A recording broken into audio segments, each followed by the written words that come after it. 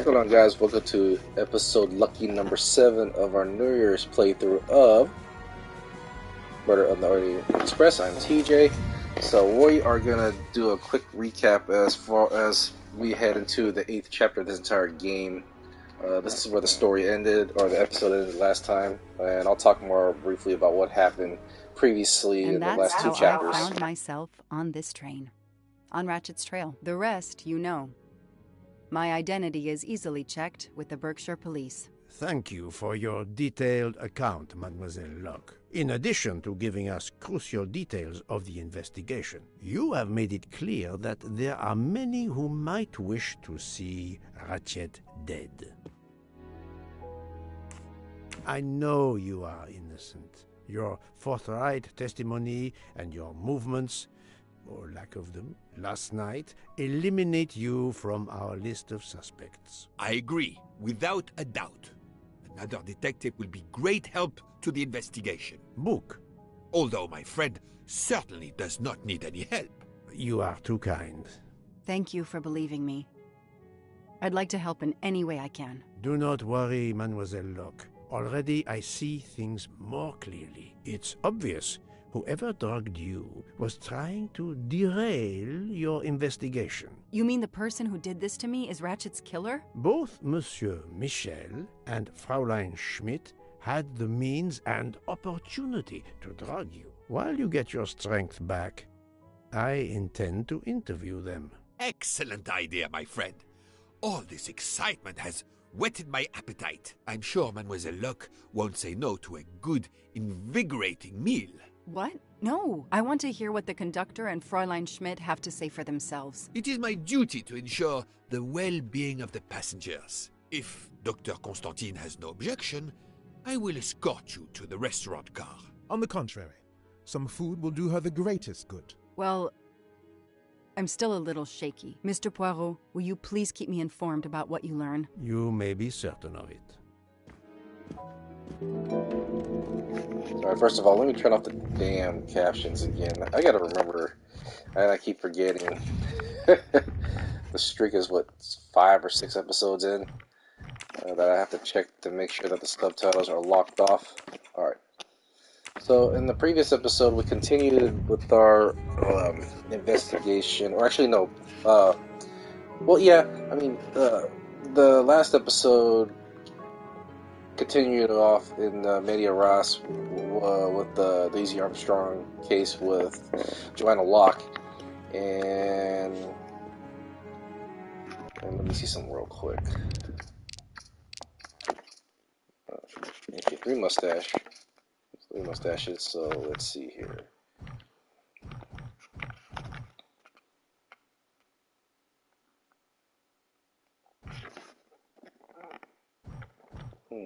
Let me see something real quick.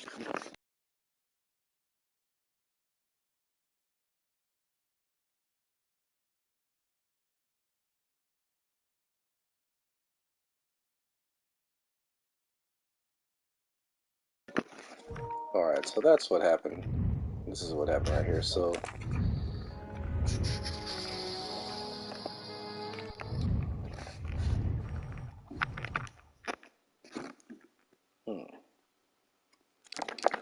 What happened in the last episode?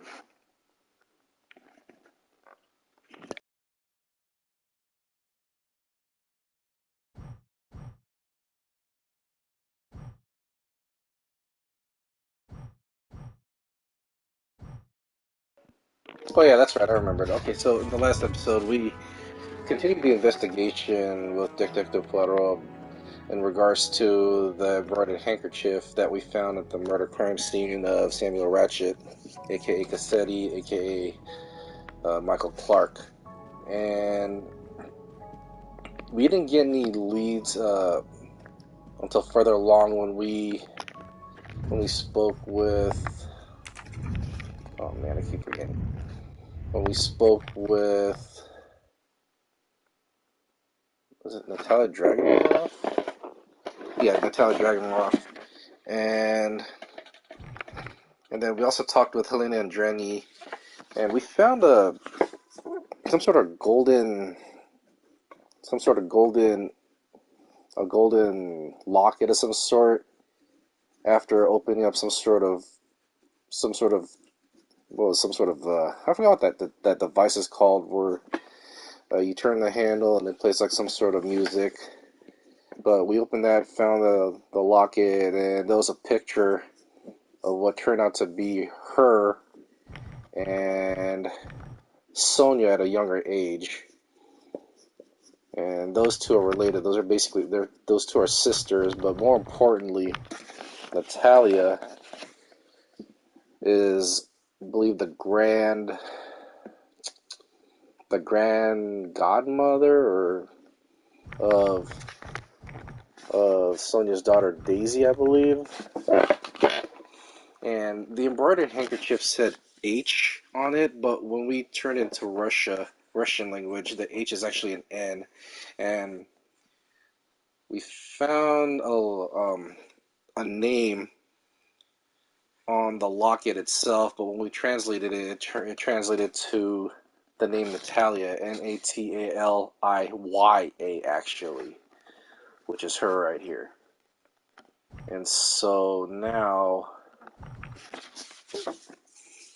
there's some relationship going on between her, Helena, and Sonia, and right now we seem to be getting closer to the suspects or the murderers of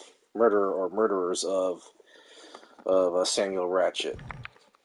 And so right after that, the story segued back to Joanna Locke in her apartment 4 years prior, in which she gathered up all the evidence and clues and pinned everything onto a board, which led her to the train over here. So some very interesting stuff that we discovered on that. It was quite lengthy as well too. So now we're here. It's the first night of the train being stuck, so we got to interview some people, starting with, let's see here, starting with Fräulein Schmidt and Mr. Michel, one of the train conductors.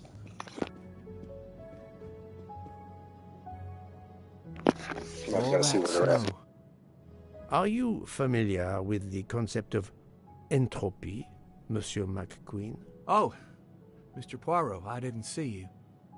Entropy? Randomness in a system or something? Yes, unpredictability. Even the best laid plans can go astray, thanks to something as simple as... An unexpected passenger? Perhaps.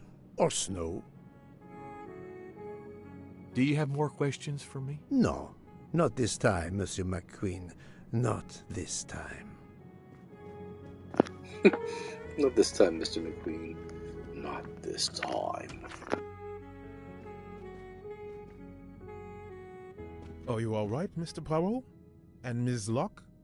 Has she had symptoms again? I didn't mean to disturb you, Doctor. Everything progresses satisfactorily. Ooh, a train. Book is a collector, and not surprisingly, he collects trains.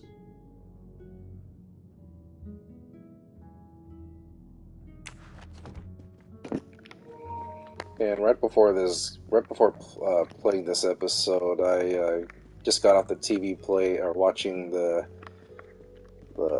Houston Texans Indianapolis Colts game, the final game of the season for them. Basically, the whole scenario was a win and you're in situation, which the win would get a playoff spot, and they would have to wait until tomorrow between the Jaguars and Titans game to see if who will be declared the AFC South winner. If the Jaguars win tomorrow, they would win the division, but if they lose, the winner of the the Colts and Texans game would be the AFC South winners and get the number 4 seed in the playoffs. And that was a great game. It was a little bit nerve-wracking because of Jonathan Taylor running over the Texans defense. But that was a great game. It ended, unfortunately, in a way where... I have nothing to ask them at the moment. I should leave them alone. Okay. I have nothing to ask them at the moment. Okay, I thought I could walk in there. But the game ended with Gardner Minshew, the quarterback for the Colts, he threw a pass off his back foot on 4th and 1 to their backup running back, Tyler Goodson. Now, why they would put in one of their spellbacks in on a crucial play that would determine the season, I don't know. Let alone, why would they go for a pass on 4th and 1 if they were running the ball successfully against the Texans? I mean, they amassed over 200 yards of rush offense that night. Good evening, Fräulein Schmidt. May I disturb you for a moment? You asked so politely, mein Herr, but I do not think I have a choice. I wanted to let you know that your roommate, Mademoiselle Locke, is awake. Ah, yes, I'm glad to hear that. I was worried about her. Did she tell you what had happened to her? Unfortunately, she doesn't remember much, but we found a residue of a sleeping pill in her cup of tea. Since you two were alone together in your room when she drank it, who else but you could have dragged her? Must I point out I do not make the tea on this train? You should question the conductor or the kitchen staff.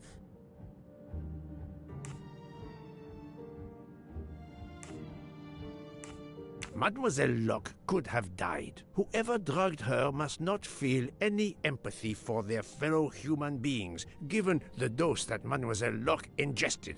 She was close to death. Oh my God. What did I do? I didn't want to hurt her. Just have her sleep for a few hours while we had time. We? Time for what? Time for what, Madame Schmidt? You think I feel nothing? Nothing? That poor little girl. Indeed, that poor little girl. Fräulein Schmidt is somehow connected to the Armstrong case. Wait, wasn't she the woman that was peeking out through the window when was that? Back in the Armstrong house a few years prior in this game, there was a woman that was peeking through the window on the 2nd floor of the house. I think this was her. Was she the cook? Hold on. I can't inspect, okay. My little gray cells did not let me down. Fräulein Schmidt, I have a certain reputation for sniffing out... I am not a murderer. Forgive me, but I was going to say brilliant chefs. You were the Armstrong family's cook, were you not? But... yes. I was the cook of that lovely family. Yes. I'm sorry, but I must ask you to give me some time to collect myself. It wasn't supposed to be like this. My darling, my poor darling child. I will give you that time, Fräulein. You have given me much more in exchange. I must check in with my other suspects to make certain I have all the pieces of the puzzle in my possession. But yeah, back to the NFL playoff position. So the Texans have turned that D'Amico Ryan's the new head coach, turned that team around tremendously. He and the rookie quarterback C.J. Stroud. Monsieur Poirot? Everyone is so tense. An aperitif soon, Monsieur Fauché, with pleasure, when the matter is resolved. And I thought the Texans would win maybe 4 to 6 games, considering that it would have been like a work in progress with D'Amico Ryans and a new system, a new quarterback with C.J. Stroud, and I'm impressed with the way C.J. Stroud has developed as a rookie quarterback. Over 4,000 yards. I think Peyton Manning. I think it's like the 5th quarterback to amass over 4,000 yards. Mixed everything up again. Oh, I can't find the coffee liqueur for tonight's dessert. Yeah, he's amassed over 4,000 yards passing, so I really do hope they make it to at least the divisional round. But the scariest team in the AFC right now are the Browns. I know Ravens are the number 1 team, but the way the Browns are playing, especially with that defense of theirs, I think they could make a run all the way to the AFC Championship at least. So I'm wishing all the teams the best of luck on Sunday. In terms of how the playoffs will be positioned for You're certain right, teams. Mr. Booth. This dessert is delicious. I'm glad we didn't wait for dinner. I promise the entree will be superb as well. Detective Locke, you are recovering well, I see. Yes, I should be helping with the investigation. Do you know who drugged me? It is early yet for conclusions. When I return, then we shall see. Do not worry, Poirot. She is in good hands. Poirot, Freya, and yours truly are looking after her.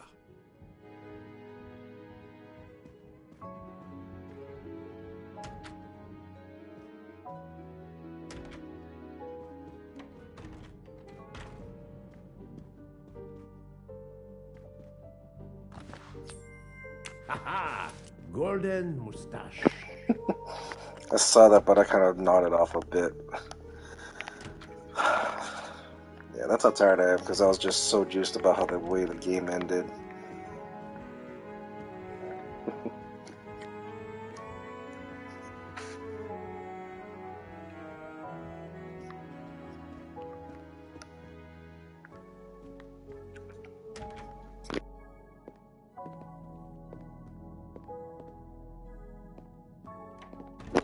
Oh, we hanging over here. You can never have too many of these.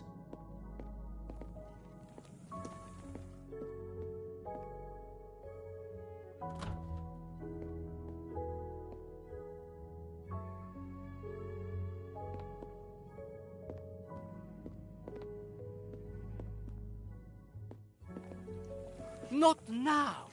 Not now! I have a dinner to prepare. Would you interrupt Michelangelo or Da Vinci?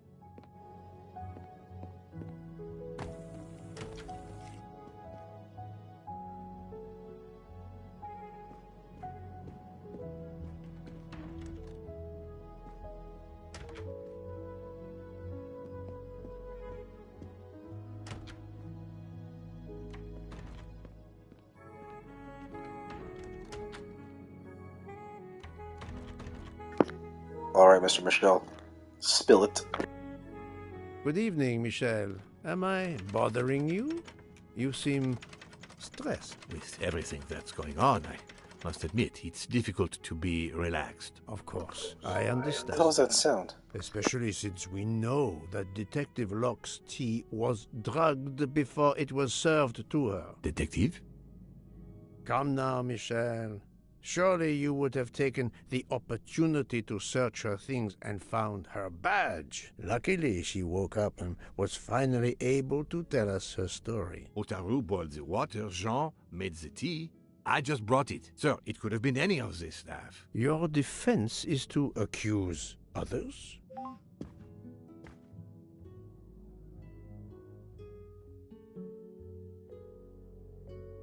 You have a network connection? No, unfortunately.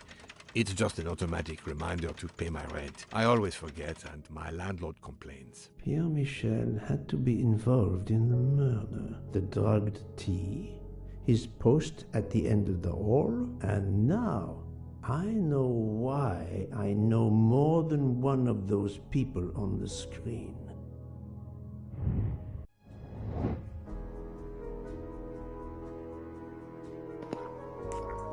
It's definitely Michelle.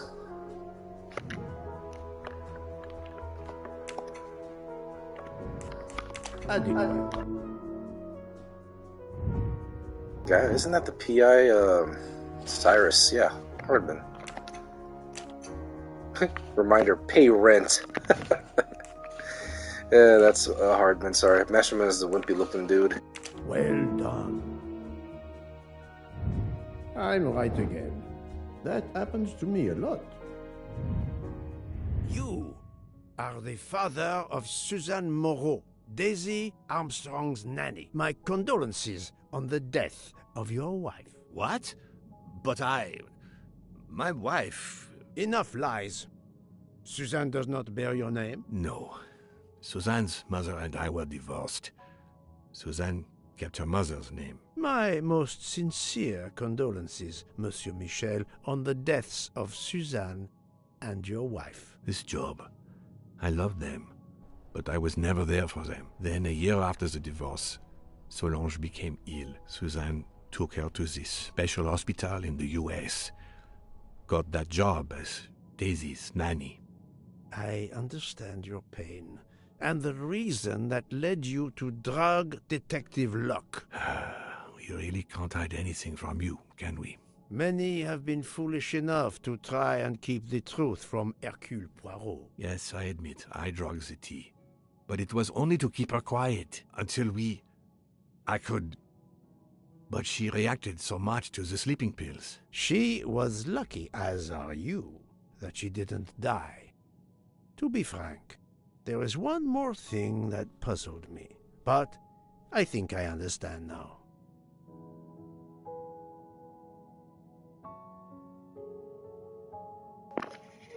Cyrus.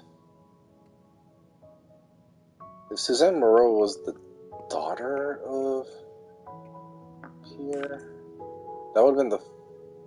Cyrus would have been the future son-in-law of Mr. Michel. That's not even close. It has to be this. Monsieur Hardman was Suzanne's fiancé. Huh. I have the impression my whole life to you is an open book. Yes, Cyrus was my daughter's fiancé. I almost consider Cyrus as my own son. Of course. Much more is clear now. I know I'm not have hearing been the clicking patient sound. long enough. It is time to go and see what all the commotion is next door. Thank God. What the hell is that clicking sound?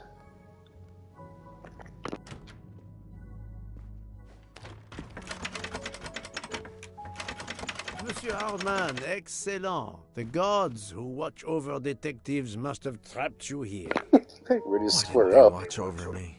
I'm a detective too. I was talking to Michelle about a leaky faucet, and I wanted to go out, but you showed up. No need to invent some preposterous story. But really, Michel has told me everything. You are the fiancé of Suzanne Moreau, his daughter. Oh.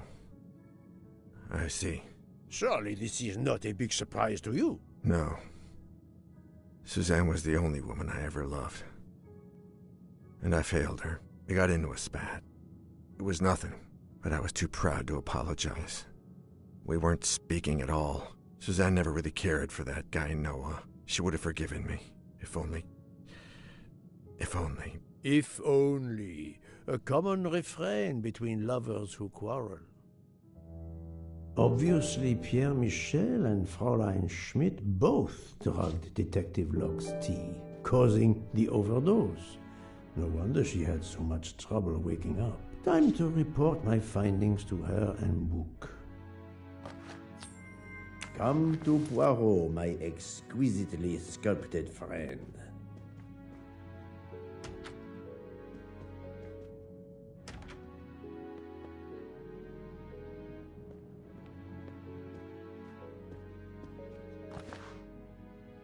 I wonder if our master chef gets his recipes from a game. Is this a Nintendo Switch game?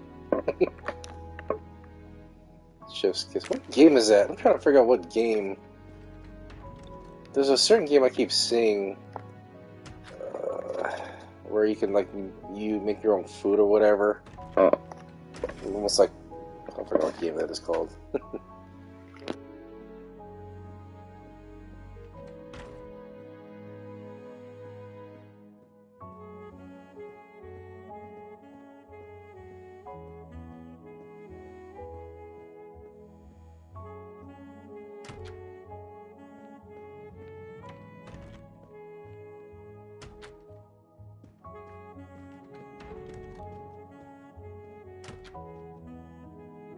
Not now!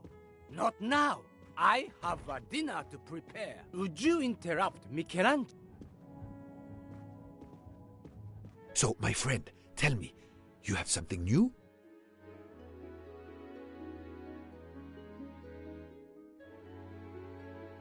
Mademoiselle Locke, I know who drugged you.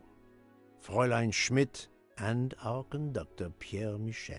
Both admitted putting sleeping pills into your tea. This explains your overdose. They are relieved you are recovering. Michel drugged a passenger? On behalf of the company, I offer my apologies to you, Mademoiselle Locke. Michel will answer for this outrage. Both of them? I was pretty sure about Fräulein Schmidt, but I admit that I did not suspect the conductor. I have uncovered multiple connections with the Armstrong case. Pierre Michel is the father of Suzanne Moreau, little Daisy's nanny, and Monsieur Hardman was Suzanne's fiancé. As for Hildegard Schmidt, she was the cook of the Armstrong family. What a coincidence, don't you think? But it's incredible! What are the odds that so many people linked to that tragic affair ended up on the same train? About the same as you winning the lottery, my friend. I wasn't the officer who interviewed Fräulein Schmidt back then, so she couldn't recognize me here on the train. How could they know who I was? There were other passengers who might have. Or she may have seen you when you visited the Armstrong home. It is now clear to me that some of the clues to this elaborate plot were staged for my benefit. So what did they want me to believe? The murderer got on the train and Vinkovci killed Ratchett and got off immediately? I don't know about that. The murderer boarded the train at Vinkovci killed Ratchett and is still on the train. The killer got on the train in Istanbul, killed... It might be this. Think, Poirot. That is not a good answer. Maybe the first one? Okay, there we go. That's the right answer. Some clues and information collected so far could lead to a hypothesis. The murderer boarded the train in Vinkovci, killed Ratchett, and then left the train immediately. How did you come to that possibility? Monsieur Hardman told me about a short man with a high-pitched voice who threatened Ratchett. Imagine for a moment that this man, wearing a wagon-lit conductor's jacket, killed him while Michel was on the platform at Vinkovci. This murderer then hid the conductor's jacket in Detective Locke's room, then fled before the train left. Why choose Detective Locke's room? Why, indeed. Let me re-explain from the beginning. Okay, let's see here.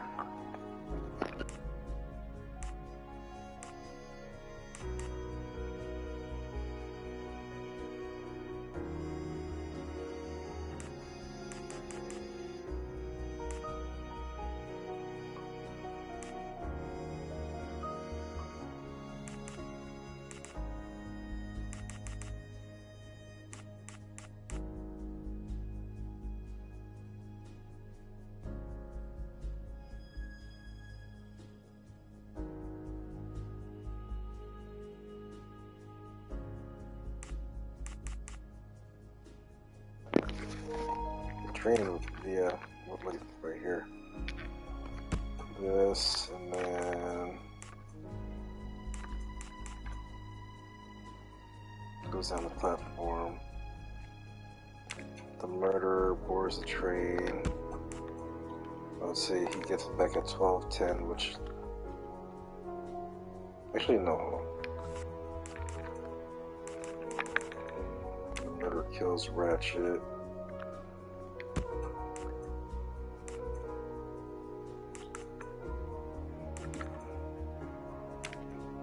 This.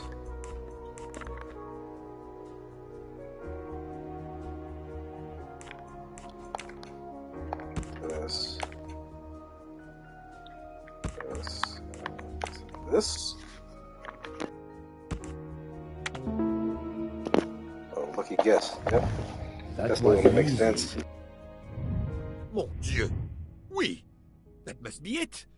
Everything fits so well! It fits too well, my friend. Other clues lead to a second hypothesis, much more plausible. The most probable hypothesis. Probably go with this. It has to be this. Not because of this, not because of this, but because they're all related to the Armstrong case. My little gray cells did not let me down. So, we have multiple murderers, all related to the Armstrong case. The murderer from Vinkovsky was a fabrication to turn suspicion away from those on the train.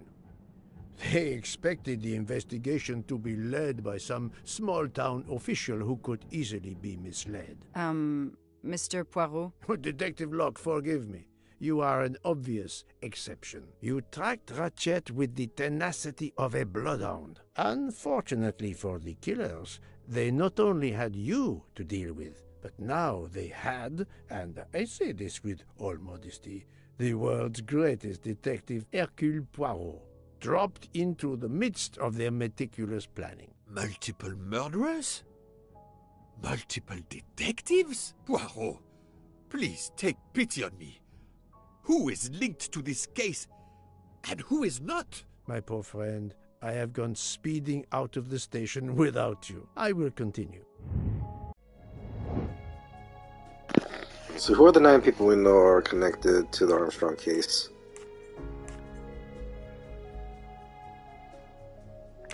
One,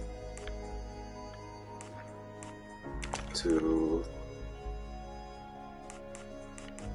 3. Obviously her,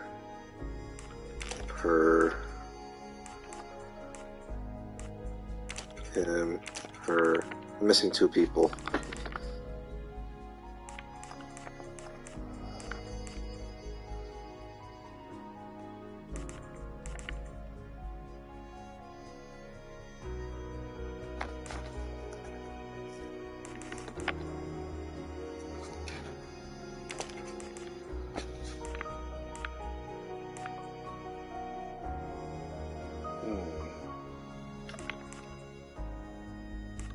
McQueen? Wait, I think it has to be McQueen because of his dad, who was the DA. This is wrong. Oh, shoot, I missed But one. I'm never far from the truth. Maybe, it has to be Rudolph, possibly. Think, Poirot. Nope. That is not a good answer. Foscarelli? Oh, yeah, that's right. That's the right answer. The whole, Fraulein train, Schultz, his Pierre presentation Michel, thing. Monsieur Hardman and Monsieur McQueen are all linked to the Armstrong case. I also know that Sonia Armstrong's sister and godmother, Countess Andreni and Princess Dragomirov, are on Godmother, this there we go, not And grand. finally, Detective Locke discovered that Mr. Oh, Foscarelli God, you was the silliest. Armstrong chauffeur. If we add Detective Locke and Ratchett, of the 12 passengers in that coach, 9 have a connection with the Armstrong case. Foscarelli was Next, Poirot. was his Should I chauffeur. say, who next? It is time to summon everyone. Everyone? Even Dr. Constantine? The train crew other than Michel? Dr. Constantine, yes. I will need him. But we don't want the others as witnesses. I will see that their duties keep them occupied elsewhere. Excellent. I have always thought this moment in a case is much like Rodin unveiling the thinker before a captivated audience. A work of art. Have you not felt that way, Detective? No, Mr. Poirot. I'm happy just to slap the cuffs on him. Well, there is some artistry in that as well, I suppose. Where would you like the unveiling, Poirot? The lounge? Perfect.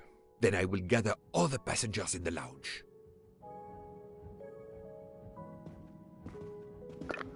You didn't finish your cake.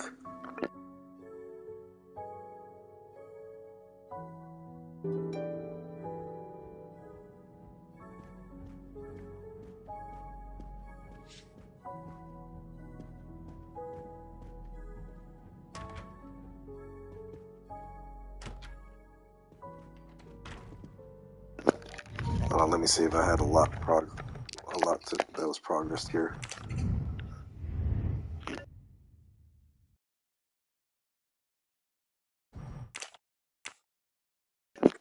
Alright, good, perfect. Let's do this.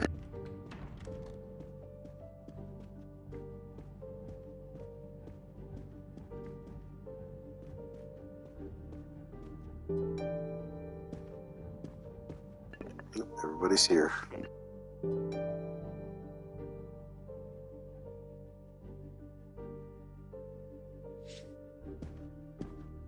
Monsieur Bouc, are the train crew locked in their quarters? Yes, they are. Then the stage is set for the final act.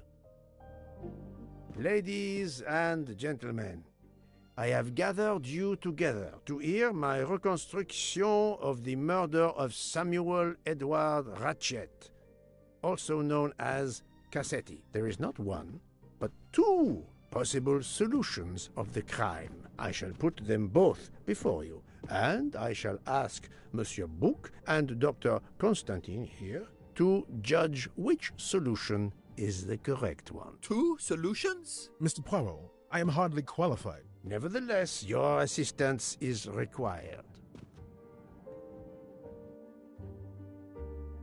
Now, you all know the facts of the case. Ratchett was found stabbed to death this morning. He was last known to be alive at 12:37 a.m. last night, when he spoke to the wagon-lit conductor through the door. His watch was found to be badly dented, and it had stopped at 1:15. Dr. Constantine, who examined the body, puts the time of death as having occurred between midnight and 2 in the morning. At half an hour after midnight, as you all know, the train ran into a snowdrift. After that time, it was impossible for anyone to leave the train. So, here is my first theory.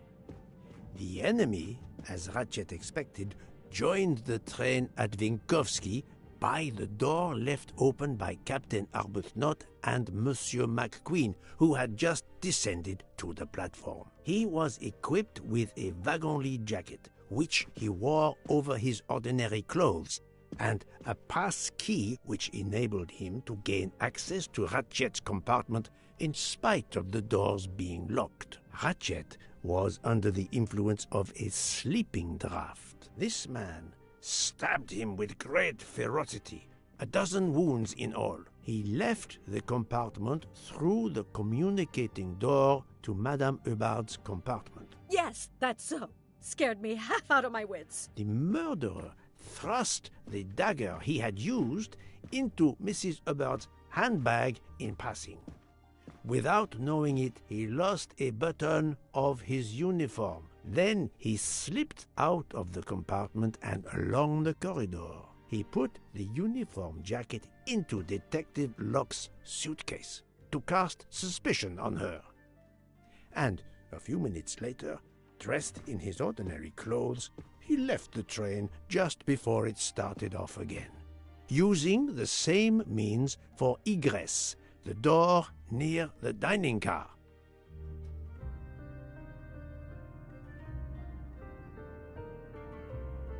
That is the first hypothesis. But there's a second. For that, we must examine the motive for the crime. Why was Ratchett killed? It's for revenge for Daisy Armstrong. The motive is clear.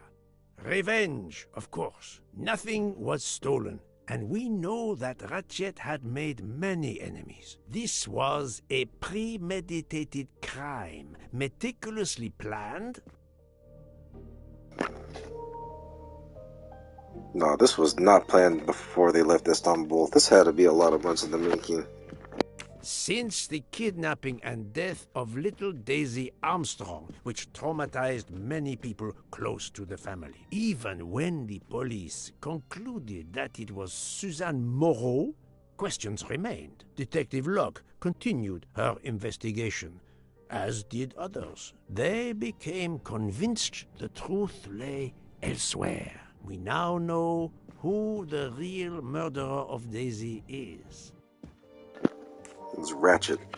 It is clear now that Daisy's killer was Ratchett, also known as Cassetti and Michael Clark and how many other names. But of course, many of you have known this for a long time. It is obvious that the 12 stab wounds are not a random number. Dr. Constantine's analysis revealed that some stab wounds appeared to have been caused by a right-handed attacker.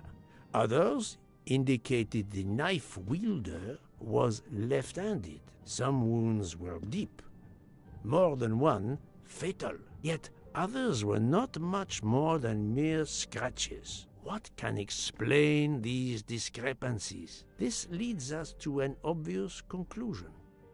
They are symbolic.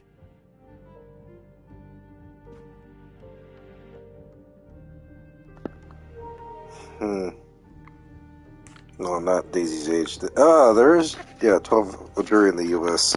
12 stabs. 12! The same number as a trial jury in the United States. But not just a jury of 12 members condemning him to death, but 12 executioners as well. This self-appointed jury had meticulously planned for everything except Snow. Snow. The avalanche that stopped us, as well as the presence of not one but two detectives on the train. They had to improvise, to hastily add clues and false leads. This woman in a red kimono does not exist. I don't know which of the passengers it was. It does not really matter. It was just a performance, a charade to introduce another possible culprit to muddy the waters. The time on Ratchett's broken watch was deliberately set to conceal the true time of the crime. The vial of vaping liquid incriminated Captain Arbuthnot. However, he had a solid alibi confirmed by Monsieur McQueen. Impossible then to suspect him. The conductor's jacket, found in Detective Locke's suitcase, was put there only to cast suspicion upon her. All these false leads were intended for me. But I am Poirot. I understood the truth. We have a train full of suspects. It's time to identify who the real culprits are. Let's start with Detective Locke.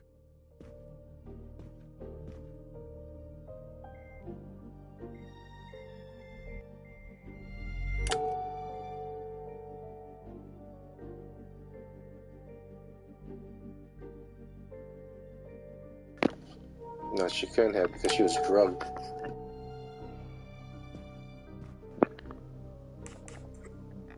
Planting the conductor's jacket in her suitcase was an attempt to implicate Detective Locke, but she couldn't fake her drugged condition. Dr. Constantine can testify that the drugged tea incapacitated her for hours, and she had 2 relapses. Let us move on to Monsieur McQueen. When I told him about Cassetti, he looked very surprised that I managed to make the connection between him and the Armstrong case. He told me, "But I thought we had..." I think he meant...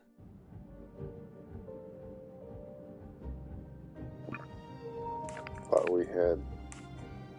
No, look at all the clues. You thought you didn't leave any real clues linking the murder to the Armstrong kidnapping. Moreover, you insisted that Ratchett did not speak French when you knew I had heard a voice calling out in French that was supposed to be Ratchett.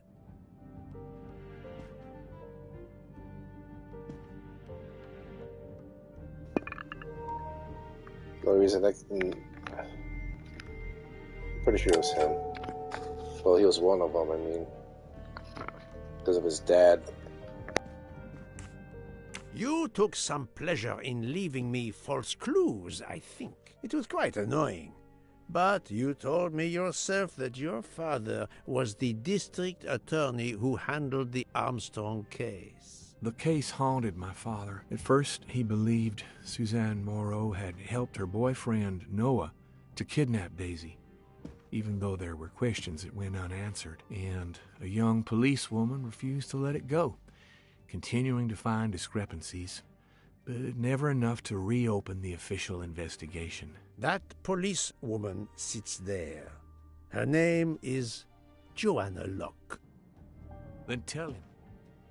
Tell him how in the end my father believed you, how he resigned a job that he loved, racked with guilt that he may have let that monster go free. He died young, broken, his faith in justice broken. That's what Ratchett did to him. Thank you for your honesty, Monsieur McQueen. Your father is one more victim of the man who called himself Ratchett.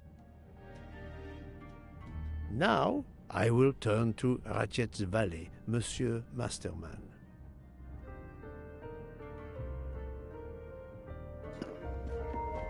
Yeah.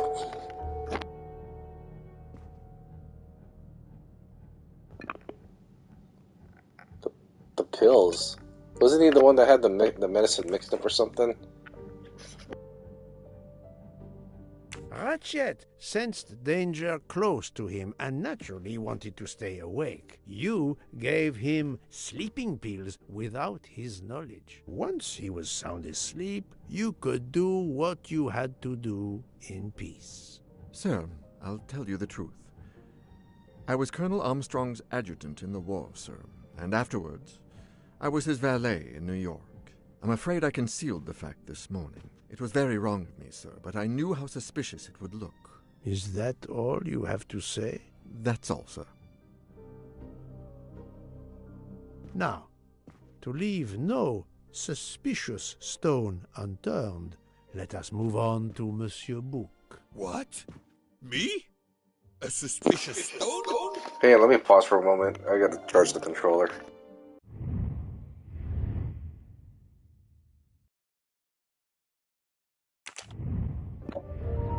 Alright, sorry about that. He did not stab him, by the way. He got so happy off of that. Yeah, he found them. It's not the friendship, that's too biased. It was because he found them on the train when it stopped.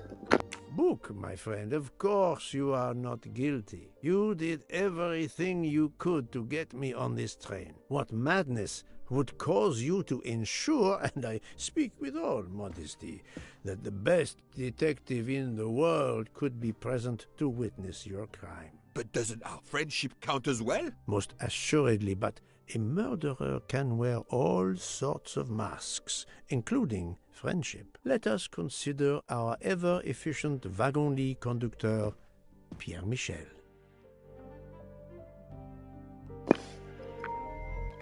Yeah, he did. Because of his daughter.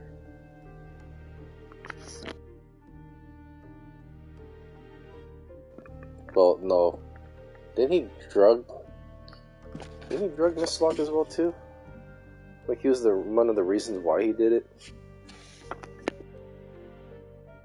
Your admission that you drugged Detective Locke immediately incriminates you, but the murder could not have been possible without your very capable assistance. Your knowledge of train procedures made the murder possible, and your position in the corridor of the train allowed you to be the perfect alibi for several passengers. And your motive? Suzanne Moreau, Daisy Armstrong's poor nanny, who was wrongly accused and committed suicide, was your daughter. C'est un foiré. He got what he deserved. My poor daughter has finally been avenged. My Suzanne. My child. Let's move on now to Monsieur Hardman, one of 3 detectives on this train. Yeah. He is the fiance of Suzanne.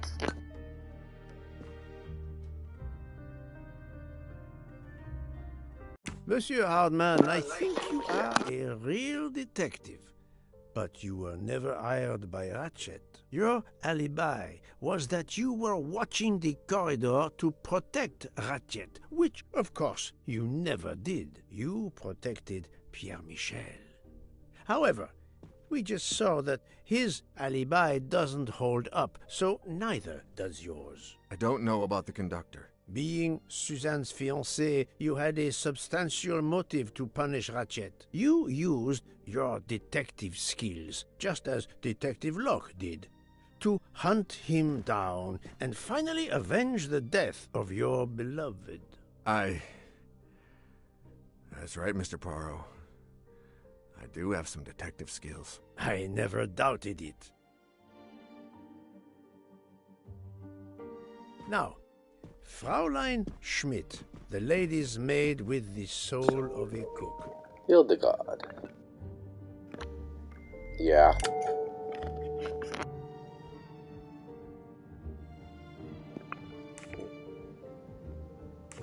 Drugged. Fraulein Schmidt, you told me of your remorse for drugging Detective Locke. I believe you are sincere. However, as the cook of the Armstrong family, you experienced the drama from within. The death of Daisy, then Sonia Armstrong, who died in childbirth, and finally, Suzanne and John Armstrong. So much misfortune in that poor family. The death of this criminal is only justice.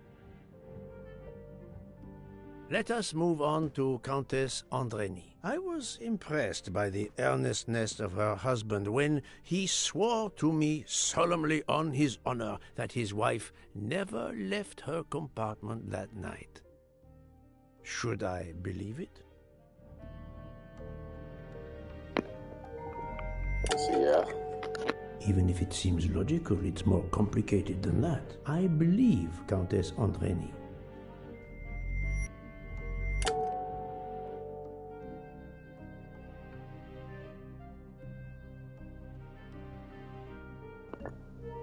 No.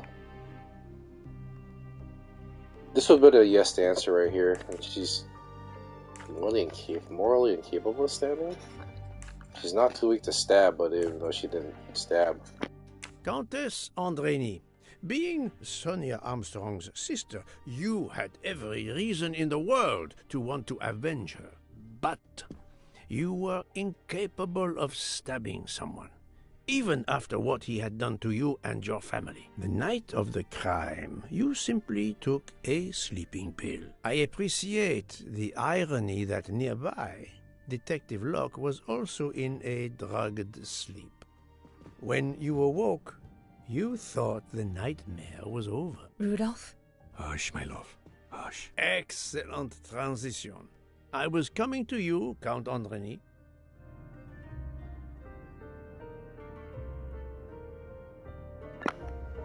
He had to stab.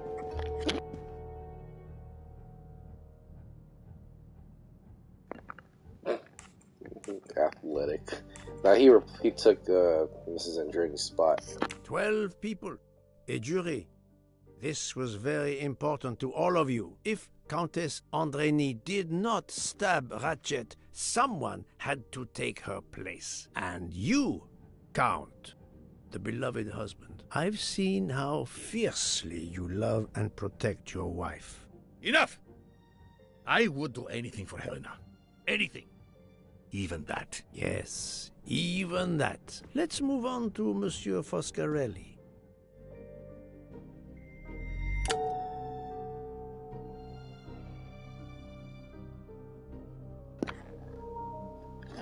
Her investigation. Detective Locke found out that you were the Armstrong chauffeur, and that you planned to travel on the same train at the same time as Ratchett. That is what made her decide to obtain a ticket as well. Unfortunately, she could not prevent the murder. Have you lost your tongue, Mr. Foscarelli? Oh, Daisy. She was the delight of the house. Tonio, she called me. And she would sit in the car and pretend to drive me. And you, Mademoiselle Olson, a champion for the immigrants, a worthy calling.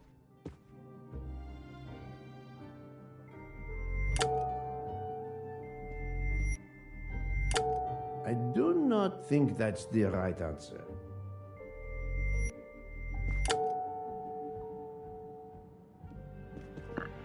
the latch, obviously.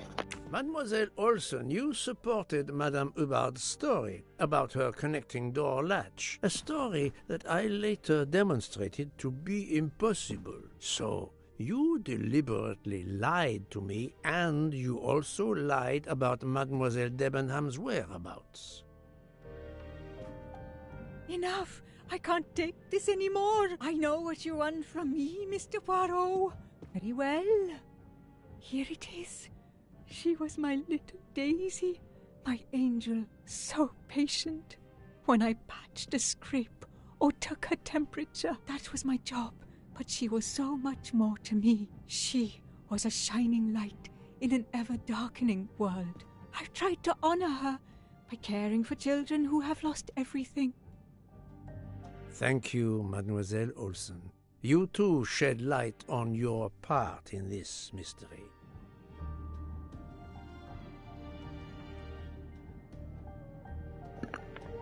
The nurse? You were Daisy Armstrong's nurse. I will ask you no more questions. It is enough that you have admitted what I know to be the truth, and I understand. Let's move on. Dr. Constantine. You suspect me? I know none of these people. I didn't know Ratchett either, and I've taken a solemn oath to help people, not murder them.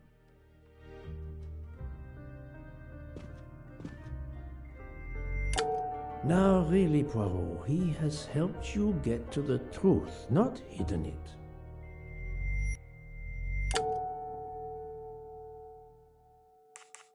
Dr. Constantine was certainly helpful to my investigation, but that does not prove he is innocent. You are one of the few people in this room not to have any connection with the Armstrong case. Moreover, your alibi is confirmed by Monsieur Bouc, whom I would trust with my life. That is very kindly said, my friend. We now come to Mademoiselle Debenham and Captain Arbuthnot, whose relationship was not in doubt from the moment I inspected your room at the hotel. You have a bloody nerve. Indeed, I do. We're getting married. Congratulations. But I would rather talk about your relationship to John Armstrong.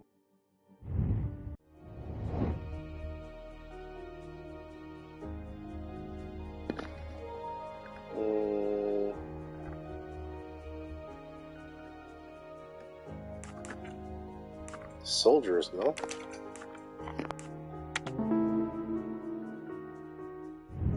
My little gray cells did not let me down. Captain Arbuthnot, you served in the army with John Armstrong. What I don't understand is why a man your age is still a captain. One might expect you to be a colonel as well. Ever fought in a war, Poirot? It was war that first brought me to England. Then you know what it's like. There's a shattering sound, and death, and mistakes, acting on intelligence that proved to be wrong. I sent a patrol to their death. Good men, brave men, wasted. John testified on my behalf at a court-martial. I'm not a colonel. I don't deserve to be, you bloody fool. But I'm also not in prison. John remained my best friend until... There, you have my story. Understand now? Archie, calm down, please. You're right, Mary. What you see in me, I don't understand. Oh, Archie, I see in you what John saw. Miss Debenham, I'm sorry. My turn, is it? I'm afraid so. And you have caused me quite a puzzlement. Your connection with the Armstrong family was not obvious. Then I remembered the job you currently hold. You said you were secretary. I do not think sorry. that's the right answer. Or a teacher. There we go. Et voila. I forgot that the You secretary were was the teacher of...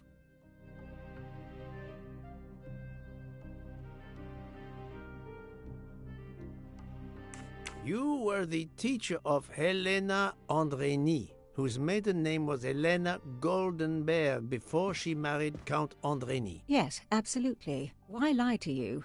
She was an excellent student. Captain Arbuthnot.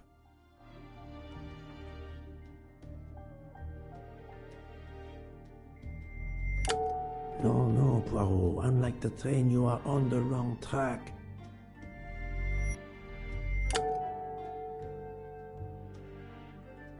No, his vial found at the crime scene was a decoy. You had one of the strongest alibis, thanks to Mr. McQueen. But his testimony melted like a snowflake. There went your alibi. Poof! Unless you have another one. As for you, Mademoiselle Debenham,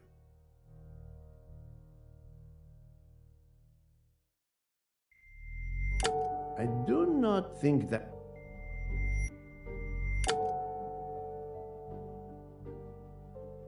Mademoiselle Olsen was the only one who could confirm your alibi. I think you know where you stand. Very good, Mr. Poirot. Are you satisfied? I will be, soon.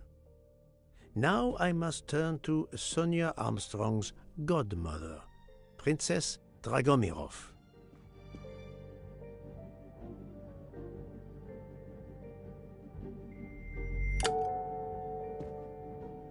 Her assistant is one of the accomplices, but I cannot use this fact to accuse her. Princess Dragomirov, you weren't on my list of suspects at the start, given your social position. I left my social position in a cold country. Do you object to being addressed as princess? I deny people the opportunity. It makes a good story to tell their friends. It also guarantees a good table in the best restaurants. Princess, there is also, forgive me, your extreme physical fragility. It does not stop me when I must be strong. Indeed. Of more importance, though, is the fact that you're the only left-handed person on the train. And the single blow to Ratchett from a left-handed person was very, forgive me, weak. Finally, I'm afraid I know the alibi that you shared with Fraulein Schmidt is false. You have been very thorough, sir. I hope you will permit me to say we are much alike. I am honored. Now it is time to end with Mrs. Hubbard, or should I say,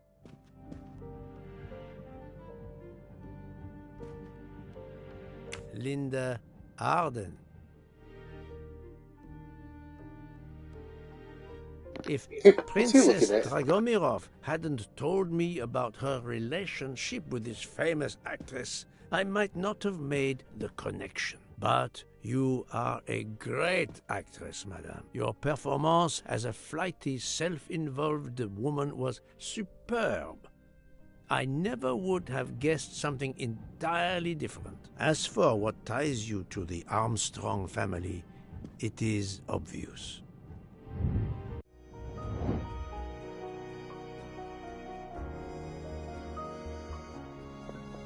Not the mother of Daisy.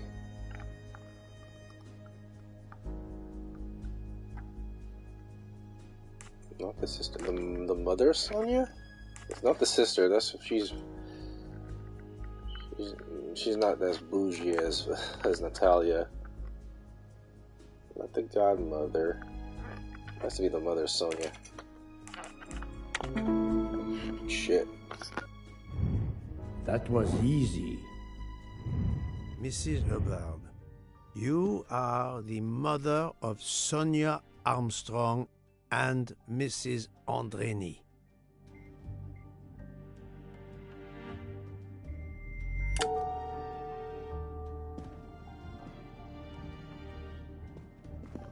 Yeah, the toilet bag from earlier.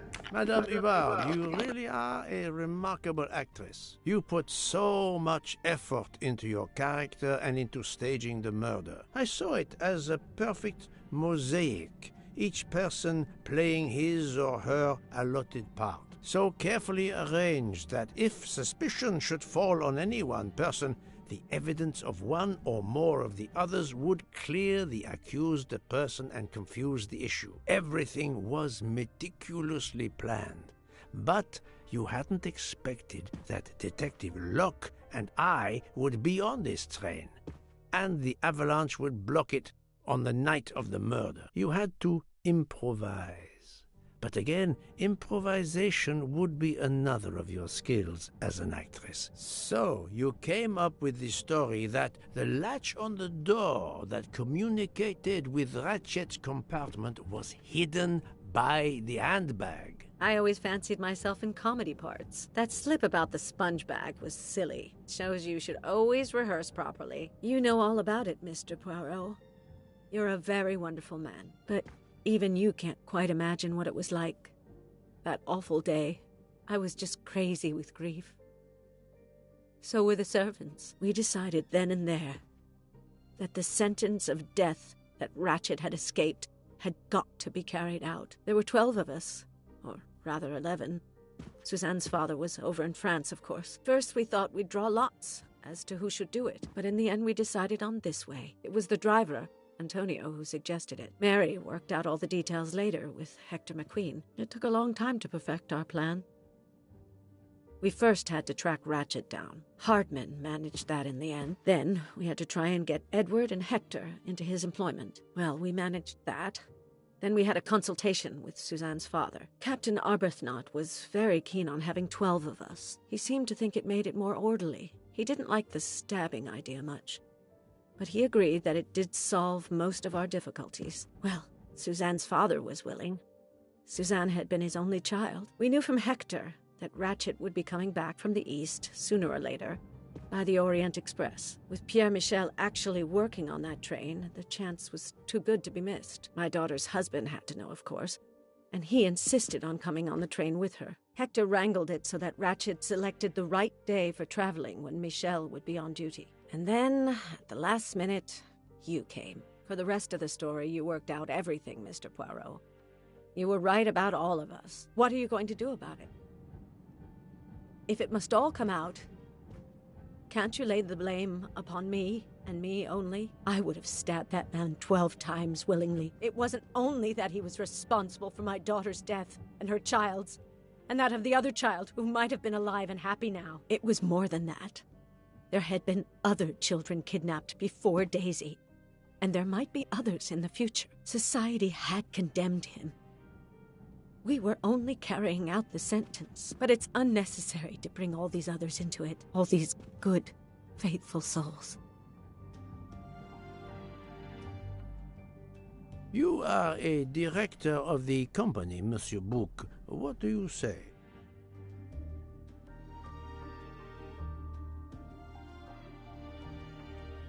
In my opinion, Poirot, the first theory you put forward was the correct one.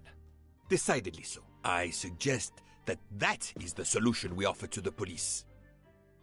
You agree, Doctor? Certainly, I agree. As regards the medical evidence, I think that I made one or two fantastic suggestions. Then, having placed my solution before you, I have the honor to retire from the case.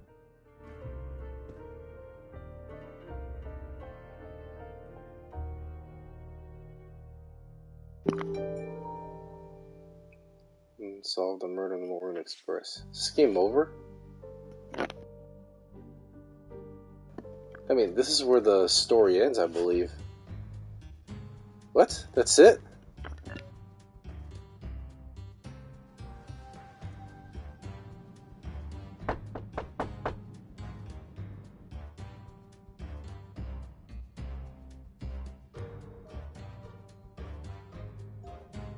I'm sorry to wake you up in the middle of the night, Poirot, but it couldn't wait. There was a detail that bothered me in my preliminary autopsy of Ratchett's body. I went back to examine the body and I discovered a wound covered by another. The blow I hadn't seen was delivered by a thinner, sharper blade. So there were not 12, but 13 stab wounds. 12 stabs for 12 jurors.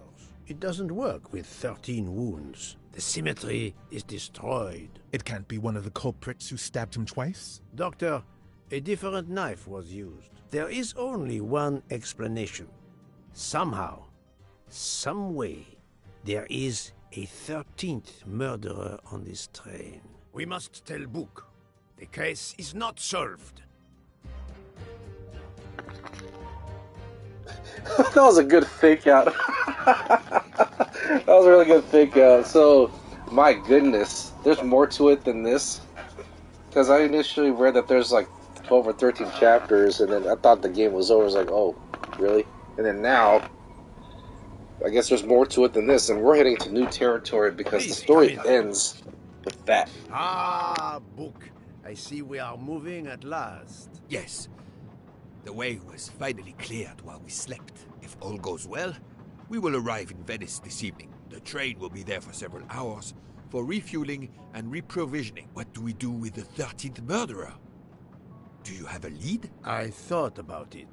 There is one clue that was left aside in my investigation. The diary I found in Ratchett's safe mentioned an appointment in Venice. Someone with the initials A.W. He will never keep the appointment.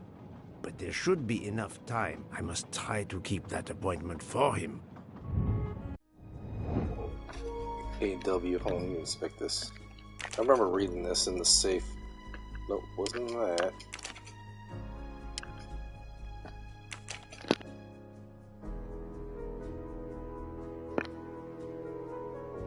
Fontana de Conili?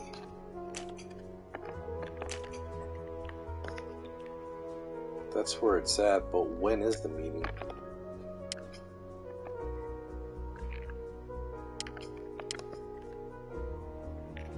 At 10 p.m.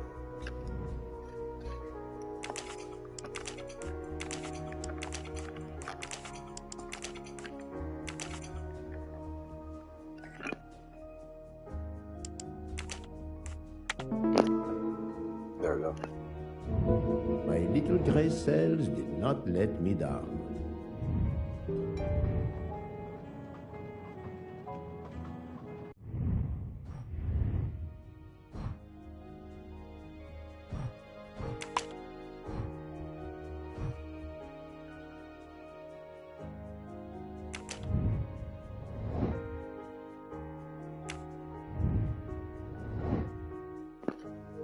Oh yeah, Hastings. I remember that. That's his partner.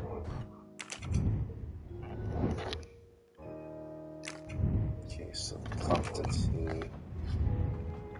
don't know if I can talk to everybody on the train that's still here.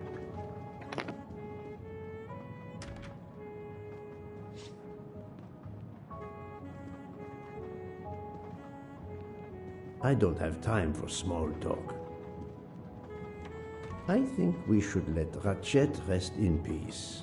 How would it look to the police if I asked a suspected murderer for help? I don't have time for small talk. Let me talk with everybody else, see if I can talk with anybody in this train.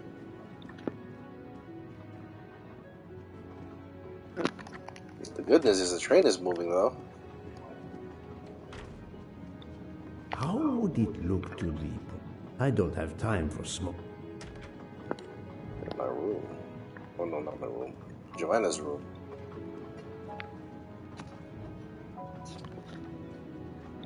How would it... I don't have time for smoke. How... This is Constantine's room. Alright, I might as well head on to the other areas of the train.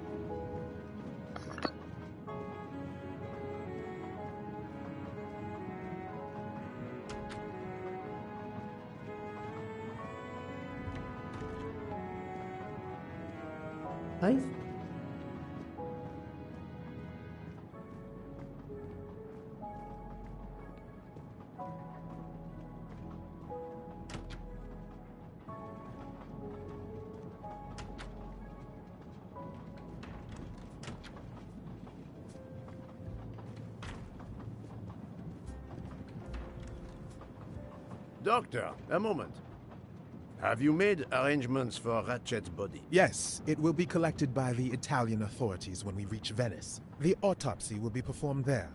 However, there is something odd. Oh? Since the train is French, jurisdiction must be shared. When I told them you were already on the scene, they have both agreed to support your investigation until we reach Paris. Ratchett's compartment will be sealed until we arrive there. All of those who conspired to kill Ratchett are to be confined to the train until then as well.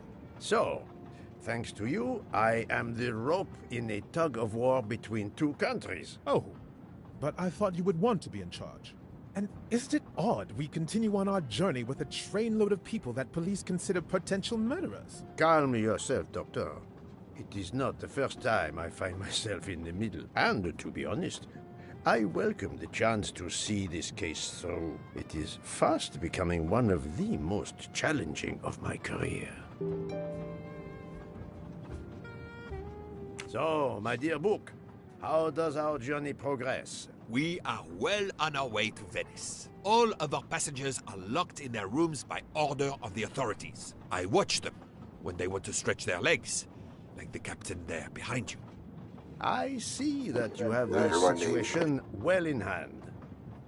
Would you be able to accompany me to Venice to follow a lead? I'm honored you asked me, my friend. I would have loved to help you. But I have to manage the situation here. I must make sure no one gets off the train in Venice and that Ratchett's body is transferred.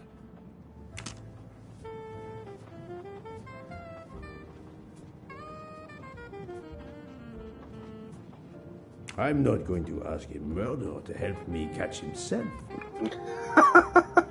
Yeah, never mind. He might murder me for accusing him.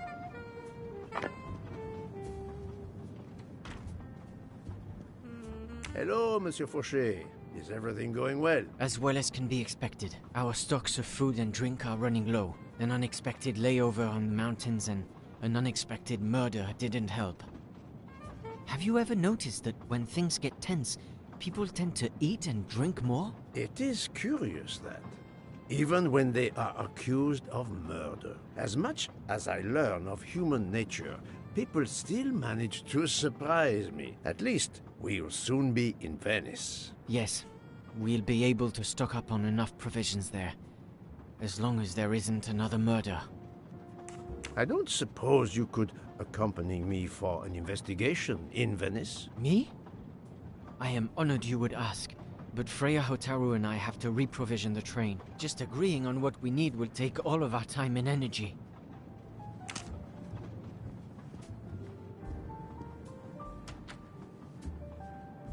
Hey, Hotaru. Hello, Monsieur Mori. So, Monsieur Mori, how is your headache? Much better, thank you. I don't need a temperamental chef to help me. See you soon, Monsieur It would Mori. make sense. I think I know who to talk to, but let me talk with everybody first.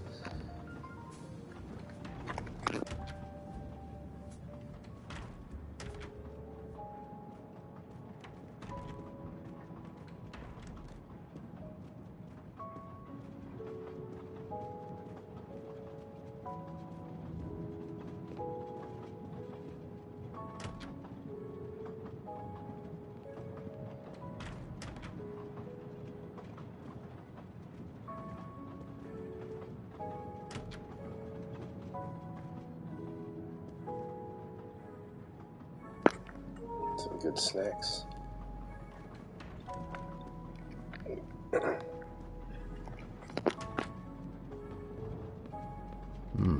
Locked. Well, I don't need to return there anyway. Alright, I might as well talk with Joanna. See if she wants to join me. I'm pretty sure she will.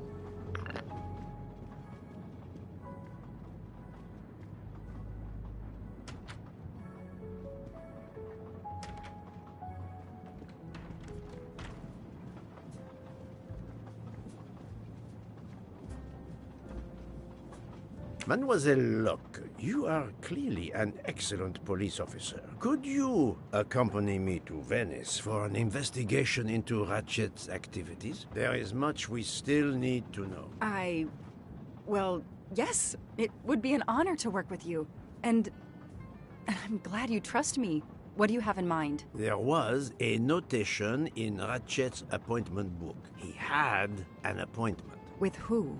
There were only the initials A.W. They were to meet at 10 o'clock at the Fontana dei Conigli. I want to know who Ratchett was meeting and why. But you've already discovered the 12 conspirators. Why is this meeting important? Unfortunately, the case is not complete. Dr. Constantine has discovered the presence of a 13th stab wound. One of them could have stabbed him twice. The wound was made with another, finer blade. Why would one of them have used 2 knives? Did they want to confess they killed him more than the others? And if so, why bother to deny it when they have already confessed? No, it makes no sense. And I do not close a case until all questions have been answered. You, of all people, must understand this. You're right. I do understand. I'll help you. Thank you. Together, we will uncover the truth. We will arrive in a few hours. Take the opportunity to rest. I slept well last night. No more effects of the drug. Excellent. Then be prepared when we reach Venice. We have another mystery to solve.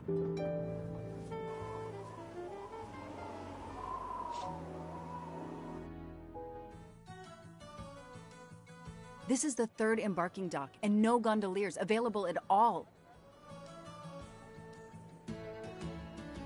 With Carnival, you can't find a gondolier to cross that damn canal. They're all booked. The worst thing is that the fountain is just across this canal. We're almost there.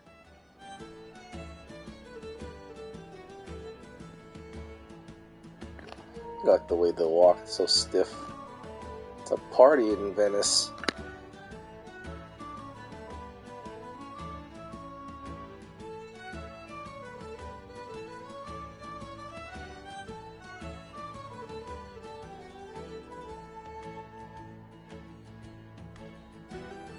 I see a gondolier just over there.